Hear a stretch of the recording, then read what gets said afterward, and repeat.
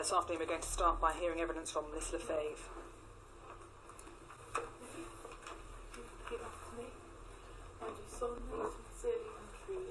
I do solemnly, sincerely, and truly declare and affirm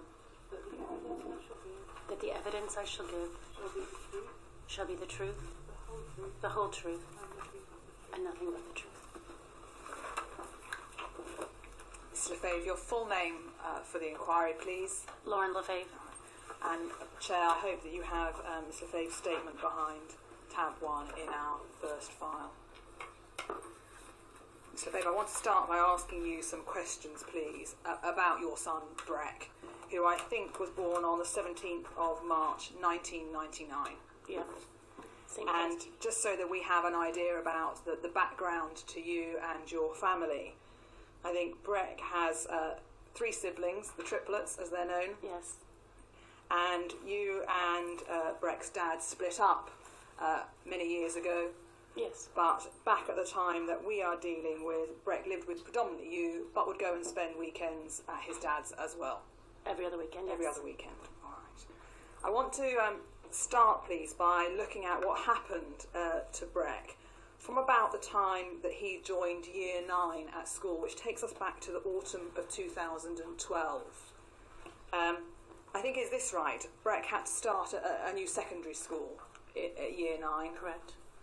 And he would have been then aged 13? Yes. Turning 14 the next year. At home, can you help Miss Lefebvre? Was there internet access at home?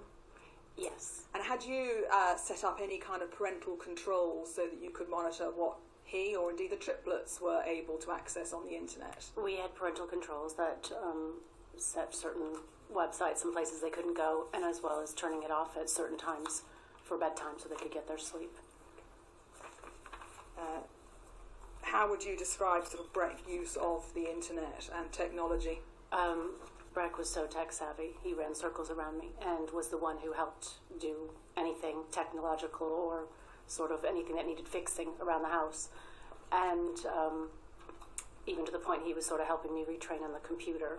So the police actually found that there were 3 routers in his bedroom that I was unaware of. Right. Do you know how Breck came to be in the possession of those 3 routers? I wasn't told how he received those, but it wasn't something he would have done on his own.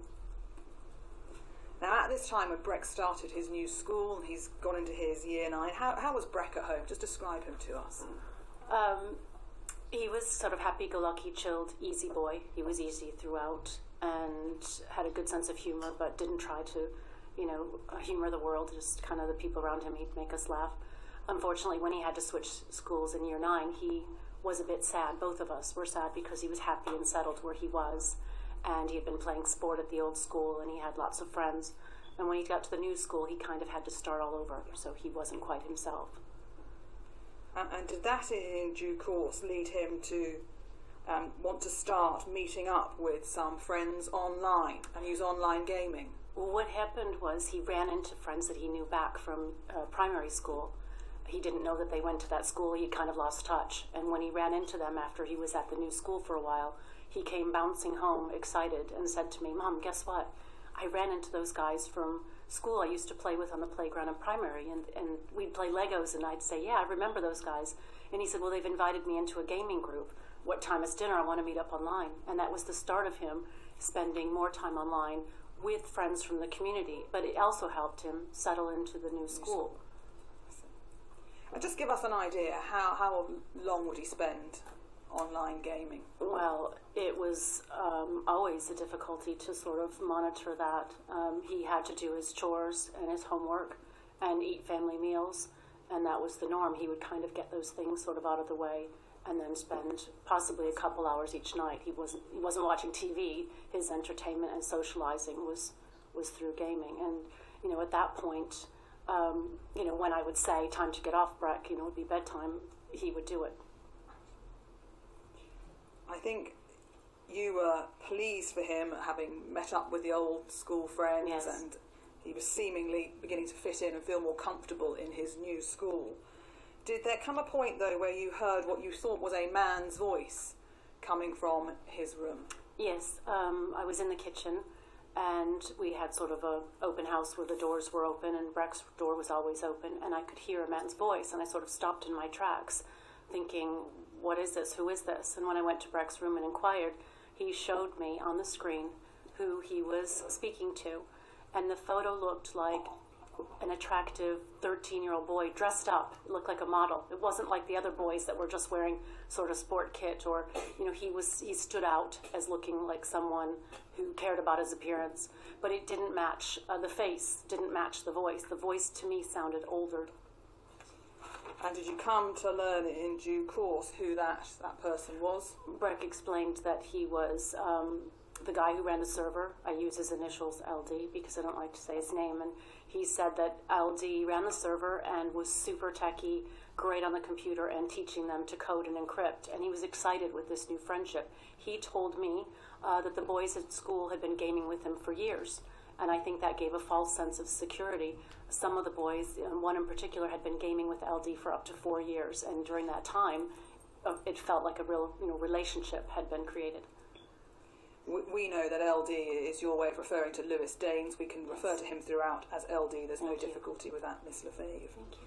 So at first, there is a sense of excitement by Breck, and indeed perhaps a sense of security by you that the boys all know each other and this is online gaming and will cause no problems, no need for concern. Some of the boys had been to the house for sleepovers. They'd been paintballing and go-karting together. I knew where they lived. I'd been to community events with the families. So even church, it felt like a safe environment. Given, though, that you had seen a picture of a young boy or a face of a young boy on screen, but heard what you thought was the voice of an older man, did that give any rise or cause for concern for you? I was concerned straight away, and I sometimes think it was just simply a mother's instinct. He had a very controlling sounding voice, which didn't sound like the other 14-year-olds. They'd kind of get shy. They didn't really want to talk to me. And I would openly speak to the boys in Breck's room, saying, hello, what's going on? And LD was really confident with me. He didn't seem to be a child. Everything was a bit confident and well-spoken. So I tried to ask him questions to try to get to know him and gather more information, because Breck had told me. Just pausing there, because I'm going to ask you about that in a little detail, and we're keeping a record of everything you say. So occasionally I'll just ask you to pause, Miss Lefebvre. I'm told that I speak really quickly, so do what you need to do. Don't worry. So LD, on the face of it, sounds like a confident, older person than the boys that Breck was otherwise gaming with. Did you come to learn some stories about LD, and certainly what he was saying about himself? Yes, as I questioned Breck about who this new friend was, Breck said the guys at school had told him that he worked in New York City undercover for the FBI on contract work, and it was the most exciting kind of tech job, and they all wanted to do something like that when they grew older. They all had a bank of knowledge about LD because he had built this relationship over this amount of 4 years. Did he also give the impression of being wealthy? Yes, absolutely. He said he was sort of self-made. He could get them apprenticeships, that's how he had done it, and they wouldn't need to pay for expensive university because he could help them find their way and be successful just like him. Did he, as far as you were aware, say anything about what he'd done with the money he'd professed to have made? Breck early on told me a story that he had made, that he told the boys that he had made $2 million in Bitcoin trades and gave it all away to the Syrian rebels. And this concerned me straight away. Syria issues were kicking off, and I thought, well, if he does have involvement with the U.S. government, being an English boy, what is his involvement with Syria? Is this something that's true, that's legal? And it concerned me straight away. And as well as I didn't believe it. And with Breck being a clever boy, and the other boys as well, they were all, A-star, A students. I can't believe they believed it, but this all happened over such a period of time. Did there come a point at home, though, where Breck's attitude began to change, and he would preface what he was saying by things like, LD says this, or LD thinks that? Yes, I felt he was changing, and he was my first teenager. I was trying to imagine, is this normal teenage behavior like I may have had when I was that age, or is this something different? But it happened so suddenly and right around the time that he was really getting closer to LD. And no matter what I would ask him to do around the house, I'd always get LD's opinion, as if he was in our house, even though he clearly wasn't. From chores to church to family meals and family walks, it was always what LD says. I shouldn't have to do this anymore. You shouldn't force me. And I didn't feel like it was Breck speaking anymore. I felt like Breck was just sort of, the puppet that LD was trying to tell me how to parent him through. Are you able to help the panel, Miss LeVay, with how long it took from Breck to go from the happy-go-lucky boy first gaming with his friends to the LD says this, the LD says that? It was a matter of months. And I think you said in your statement then that you tried to get to know LD by hanging out in Breck's room. Yes, initially when I would hang out there and try to ask him about New York, he never had New York stories. He'd say he was too busy working. And I'd always think, yeah, so busy working, you're always online with my son. He always had time to be online gaming. And I never heard any New York stories, so I didn't believe he really lived there. It also concerned me he could have, of course, bought a flight and come here either way.